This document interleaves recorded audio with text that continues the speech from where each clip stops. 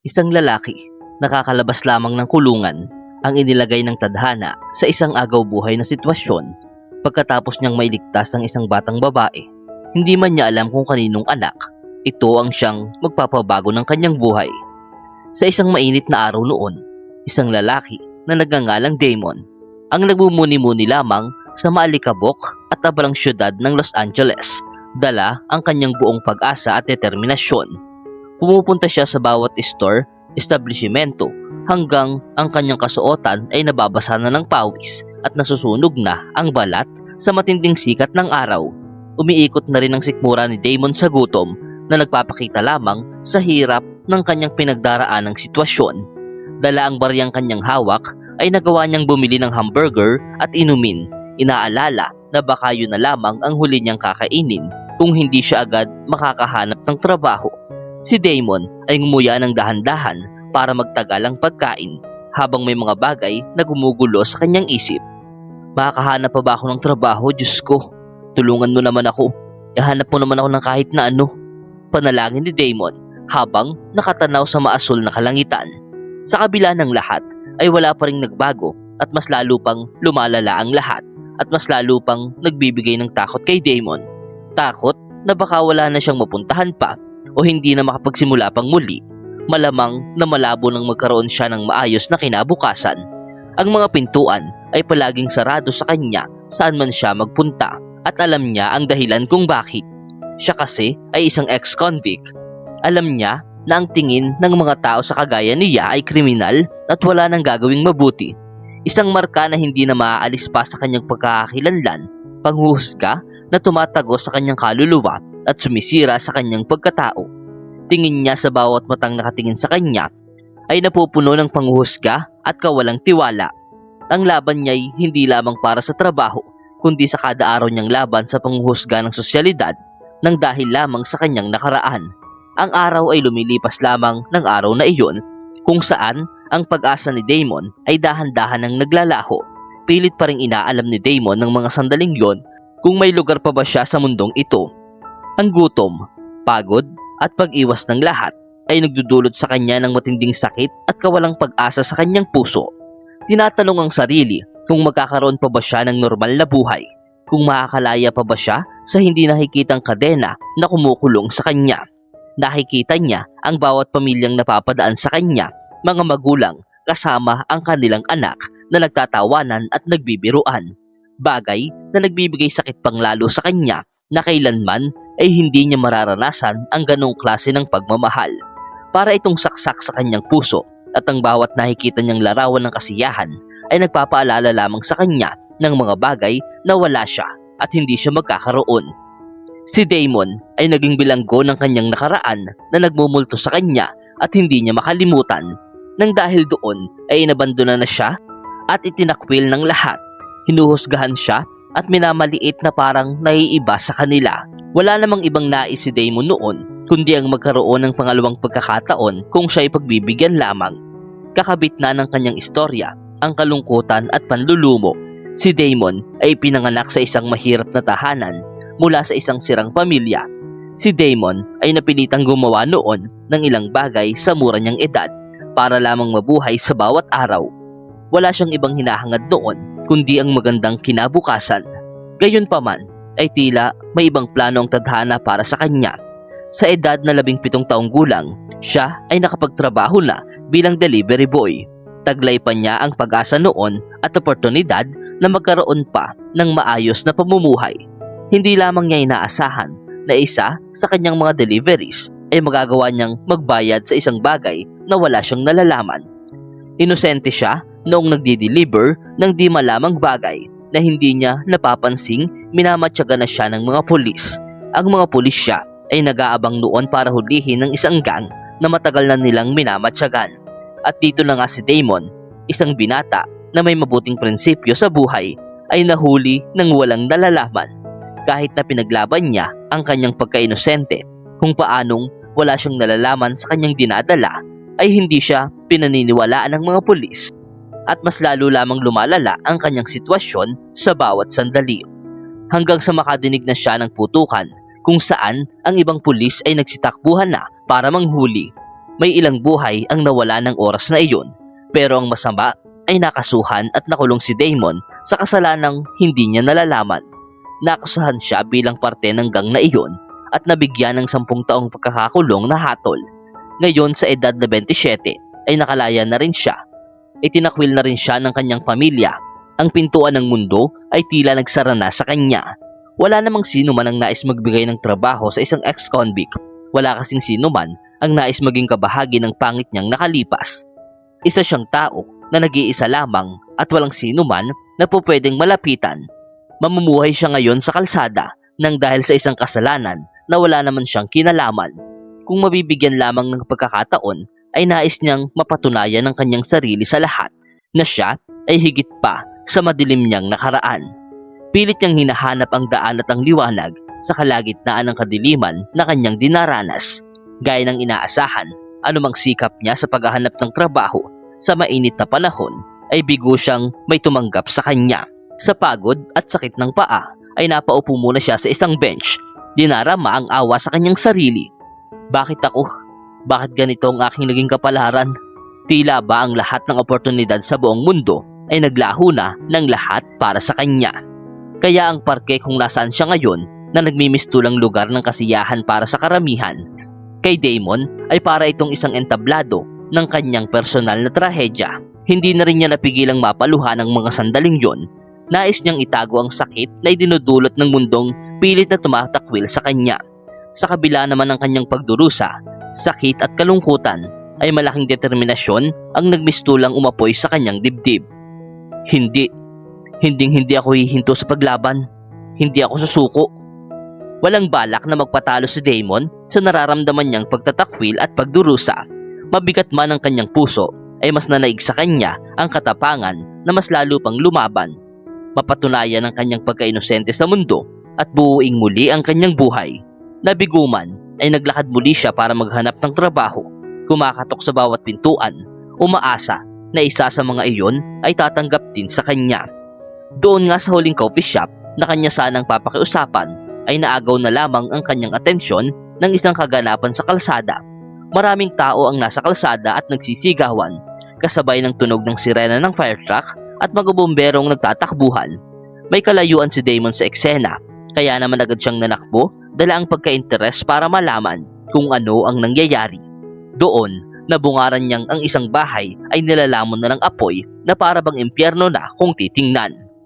Ang lahat ng makikita mo ay malaking pag-apoy na bumabalot na sa buong paligid at may itim na usok na bumabalot sa kalangitan. Nag-obserba pa si Damon ng maigi hanggang sa nalaman niyang hindi pala yun isang bahay kundi isang daycare center para sa mga bata. Natakot ng sobra si Damon lalo na nang madinig ang pag-iiyakan ng mga batang takot at pilit na inililigtas ng mga rescuers. Sa lala ng sunog, kahit ang mga bombero ay nawawalan na ng pag-asa na may mailigtas pa kung sakaling meron pang naiwan. Ilang sandali pa, isang kotse ang nagmamadaling pumarada. Agad na bumaba ang lalaki. Pinatabi ang lahat ng umaharang sa kanyang daraanan at biglang nagsisigaw. Pilit na nagmamakaawa sa mga bombero na mailigtas ang kanyang anak. Isang bombero naman doon ang nagsabi na nagawa na nilang mailigtas ang lahat ng bata. Ang lalaki naman ay nanindigan na ang kanyang anak na babae ay nasa loob pa rin at kailangang mailigtas. Nakikiusap ang lalaki na gawin nila ang lahat ng paraan ng may pagmamakaawa. Kahit na sinabi ng bumbero na nailabas na ang lahat ng mga bata na kasama na ng kanilang mga guro, ay sadyang nanindigan ng lalaki sa kasiguraduhang nasa loob pa rin ang kanyang anak. Anak ko, nasa loob pa siya. Pakiusap, kahit sino man sa inyo, iligtas niyo siya. Sigaw ng lalaki, pero sinabi lamang ng bumbero na wala ng paraan para mapasok pang muli ang daycare, na magkokolaps na sa loob ng ilan pang sandali. Sir, hindi na po kami pwedeng magpakasakali pa o lumagay sa alanganin. Ginagawa naman po namin ang lahat ng aming makakaya, pero napakadelikado na po ng sitwasyon. Imposible na po sa mga sandaling ito na nasa loob pa ang inyong anak. Hahayaan niyo bang masunog na lamang ang aking anak at mamatay?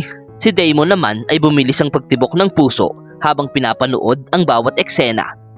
Ang dibdib niya ay biglang nag-apoy sa determinasyon at pagnanais na tumulong. Alaman niya ang pwedeng maging kapalit, pero sinasabi ng kalooban niya na kailangan niyang gawin ang bagay na iyon anuman ang mangyari. Hindi man lang nila susubukan? Ba't naman hindi nila susubukan na mailigtas ang bata? Hindi ba tungkulin nila yun?